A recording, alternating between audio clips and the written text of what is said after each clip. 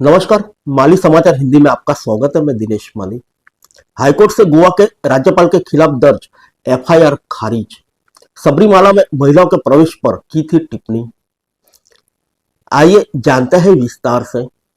केरल उच्च न्यायालय ने गोवा के राज्यपाल पी.एस. श्रीधरन पिल्लई के खिलाफ 2018 में सबरीमाला में भगवान अयप्पा मंदिर में सभी उम्र की महिलाओं के प्रवेश के खिलाफ उनके भाषण में कुछ टिप्पणियों के लिए दर्ज एफआईआर को खारिज कर दिया है।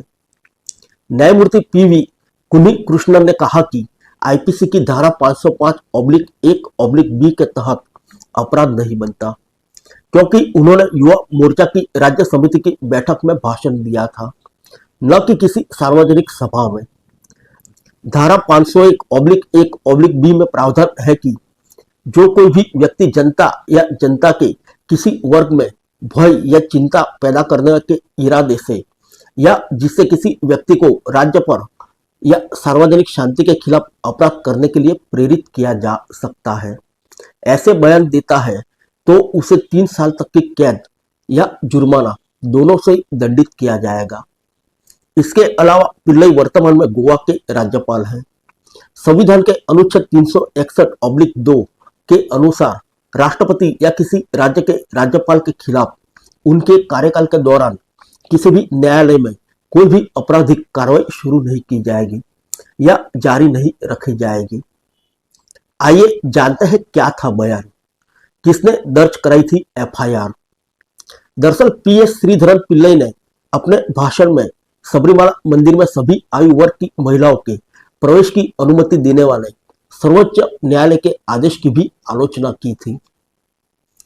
उच्च न्यायालय ने कहा कि किसी निर्णय की निष्पक्ष और उचित आलोचना जो एक सार्वजनिक दस्तावेज है अवमानना नहीं मानी जाएगी या आपराधिक अपराध को आकर्षित नहीं करेगी।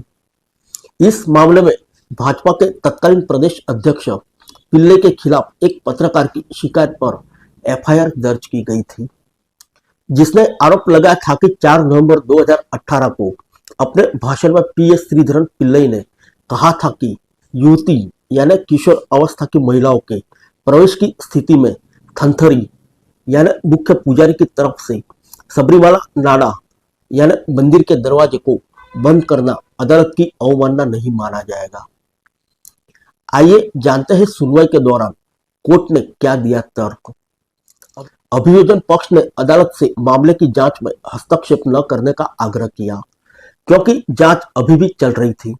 इसने अदालत के समक्ष यह भी तर्क दिया कि पिल्लई की तरफ से अपने भाषण में दिए गए बयान जनता के लिए खतरनाक थे और व्यक्तियों को राज्य या सार्वजनिक शांति के खिलाफ अपराध करने के लिए प्रेरित कर सकते थे।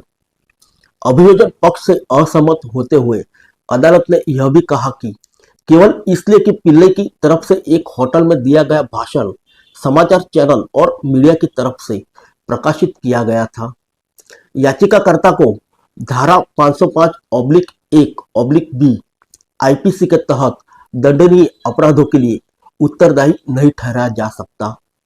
अदालत ने कहा, मीडिया को खबरें प्रकाशित करने का अधिकार है और इसलिए उन्हें भी दोषी नहीं ठहराया जा सकता। अदालत ने यह भी कहा कि पी.एस. श्रीधरन पिल्लई ने अपने भाषण में ऐसे बयान दिए जो दर्शाते हैं कि हिंदुओं के हितों की रक्षा के लिए सभी समुदायों को एकजुट करने का प्रयास किया जा रहा है। फिर मिलेंगे अगले बुलेटिन में अन्य किसी खबर के साथ। तब तक के लिए इजाजत दीजिए। नमस्कार।